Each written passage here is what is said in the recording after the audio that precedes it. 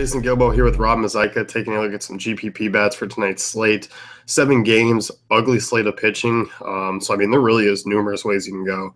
Yeah, it's definitely a tournament slate. No real safe arm on the slate, so there could be some fairly high scores with your bats and some high scoring games in general today. Yep. Looking at catcher, I like the Dodgers bats here tonight. Obviously mostly lefties. Yasmani Grandal struggling a little bit, but against Matt Cain, who doesn't miss many bats these days, has been struggling with lefties over the last 3-4 seasons. Wind blowing out. I mean, I think you're going to get actually some lower ownership on him because I think people are off of him. I think so too, and people don't like playing people in AT&T Park, but Grandal, he's the top GPP catcher of the slate today. He has the platoon spit. He's a switch hitter, but he's significantly better against righties as a power standpoint. 60 of his 71 career home runs have come against righties, and Matt Cain does give up the long ball. So it's just a good spot for Grandal to potentially take him deep. Yep, and I know you're looking at a catcher as well on the cheaper side. Yeah, I'm looking at Rene Rivera against Jesse Chavez. He's actually had a pretty good season so far. He has a WOBA of 326 against righties, and Zach Galli is just not a really good pitcher, and Chase Field, that also adds to it. So if you want to punt the position, I don't mind going to Rene Rivera. Yeah, I'm with you. I mean, there's no real standout catching option. JT Realmuto's a guy I'll take a look at tonight. Musgrove's not. I'm not a big believer in him. I mean, 381 WOBA allowed to righties this year. Realmuto reverse splits. I would especially love him more if he's hitting up in the top of the lineup again. Yeah, hopefully he does. I like it when he's hitting, that two spot, or even when he hits fifth too, he's in a good spot. Yeah. So, anyone else you're looking at? No one for me. First base, you definitely have the top options there, like Goldschmidt is going to draw some ownership, but I mean, there's definitely pivots away from him. I like the cheaper side. I know you and I both like Bellinger, who's priced back down. I mean, we had these Dodgers bats that are in course, so they're priced up, but respectively on both sides. I mean, like I said, wind blowing out there against Cain. I mean, I'm in love with the lefties. I am too. We're gonna keep touching on this for the majority of this pod here, but Matt Cain, he really gives up the long ball. These Dodgers bats, they've seen him a lot, and Bellinger is just the hottest one on the team right now. Yeah, and jump right into that 4 spot. I mean, with Seager, Turner, Jock in front of him. I mean, good RBI potential. As far as cheap guys go, I mean, I like Pujols here. I mean, Pelfrey is definitely a guy you can fire away against. I mean, he's still on the cheaper side. I know you were actually looking at Valbuena, he's more of a contrarian pivot even further. Yeah, I'm looking at Valbuena in tournaments. Pelfrey, he actually doesn't give up a ton of home runs, but Valbuena is the type of guy with his swing that he's just trying to hit a long ball every time he gets up. So he's a tournament play. He's going to be lower owned, and he definitely has the power to take one out against Pelfrey. Yeah, I mean, Pelfrey, by far one of the worst pitchers on the slate. Yeah, by far. Which is not an honor. No. The first base, I mean, if I think paying up, I mean, I like Freddie Freeman here. Bolsinger's always had a weakness against lefties in his career. Freeman's absolutely crushing the ball this season, and then moving him into the Rogers Center, which is helpful for lefty bats. But, I mean, you look at Freeman, I mean, just unbelievable numbers, 493 WOBA, over 400 ISO this season, just out of control. He is, and Bolsinger giving up a 361 WOBA to lefties this season as well.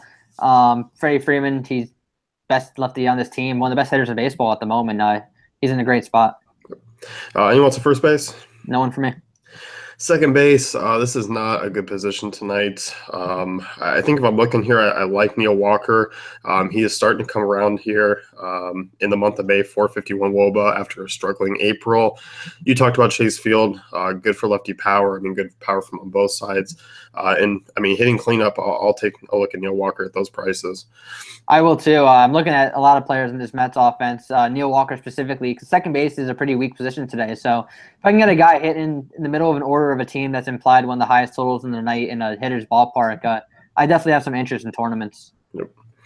As far as other guys go, I mean, I know Chase Anderson's been a reverse splits guy for most of his career, but he is struggling against lefties this year. 370 WOBA allowed 45% hard contact rate. I'll take a look at Schimpf. I mean, definitely a GPP guy. He's just so boom or bust, but definitely a guy who can separate yourself from the pack tonight. He definitely is. He's got the extreme fly ball rate, one of the highest fly ball rates in the last 15 years of any player. He's actually third base eligible on DraftKings, but second base on FanDuel, so you can use him at either. But he's a good tournament play. On my cheap end, I'm looking at Chase Utley. Like I keep mentioning with this Matt Cain, his splits is prone to a long ball. Utley has very good BVP in his career against Matt Cain. He actually hit 4 home runs and 30 at-bats against him. And Utley seemed to really get it together in Coors Field this past weekend, so I'm hoping he can carry that over to AT&T Park. Yeah, still super cheap. I don't mind plugging him in there if you need some salary relief. Yep. Third base, Justin Turner was the one that stood out to me. His price has come back down. A good solid hitter against right-handers. I know Kane's been a little bit better against righties, so the last few seasons, but not terrific. Hitting third in that lineup, I know it's a downgrade as far as the park goes. I just prefer his matchup out of others. I mean, Jacob Lamb in a decent park, but Zach Wheeler definitely a tougher matchup. Kyle Seager, lefty on lefty. I mean, I know Seager's handled lefties well in the past, but I'm not particularly thrilled. Yeah, I'm not either. It's actually a tough slate for third base. There's not much to love outside of Jake Lamb. He's going to be the most popular option by far, even if it's not a great matchup for him. But Justin Turner is definitely a good way to get some the same upside at lower ownership. He's got a reverse split. He's better against righties. Matt Cain, he's fairly neutral against righties. But Justin Turner, he's last couple years, he's been crushing righties in general. No, you and I were both looking at Jose Reyes for the same reasons. I mean, Mets, whether he's hitting about 6th or 7th, I still don't mind him in this offense just because the run total is super high. Yeah, third base is pretty weak, like I just mentioned, outside of Jake Lamb. So Jose Reyes, for the same reasons as Neil Walker in the middle of that Mets lineup against a fairly bad pitcher in a nice hitter's park. It's just a good way to go in tournaments. Yeah, so I think those are pretty much the only options at the hot corner. Yeah, I agree. So, shortstop, I mean, you definitely have 3 pay-up options. I mean, Gene Segura, Carlos Correa, Corey Seager. Corey Seager, we'll just get that out of the way quick. Good spot against Kane. But Segura's a guy you're looking at, and this is obviously one of the good pivots away from guys like Correa, who's been red hot, and Seager, who always draws some ownership. Yeah, Segura, he's been playing really well lately, hitting leadoff for this Mariners team. Over the last about, 10 to 12 games, he really hasn't let you down at all. He brings upside with his legs.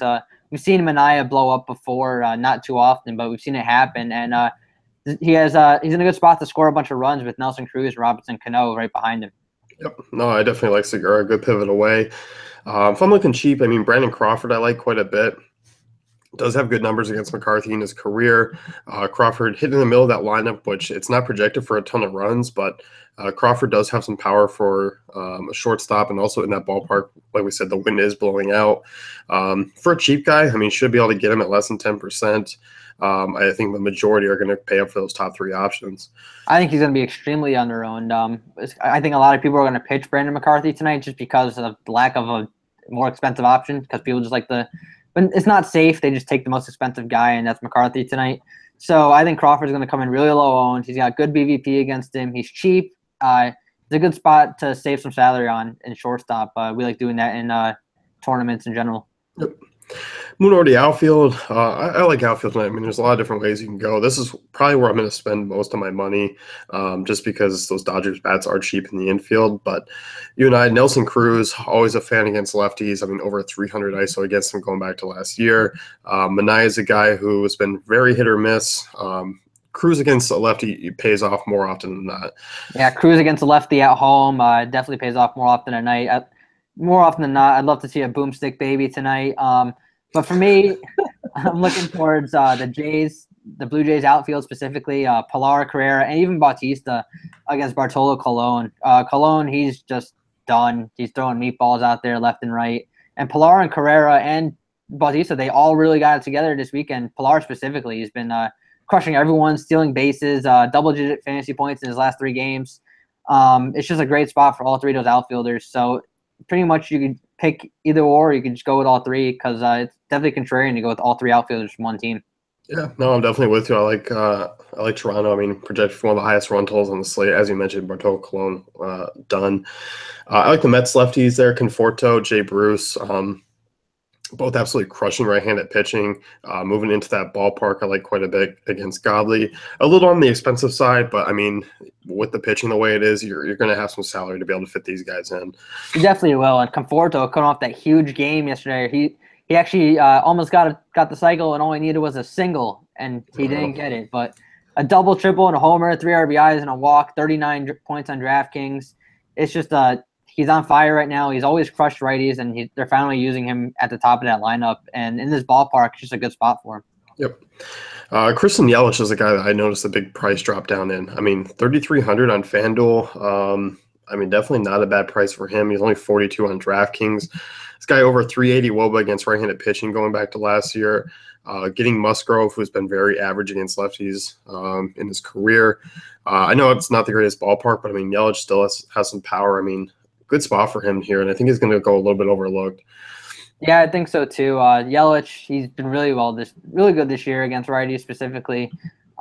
He doesn't show a ton of upside, but he does have games where he will take them out. And Musgrove, he has been hit or miss, fairly neutral, but Yelich, it is a good spot in the middle of that order.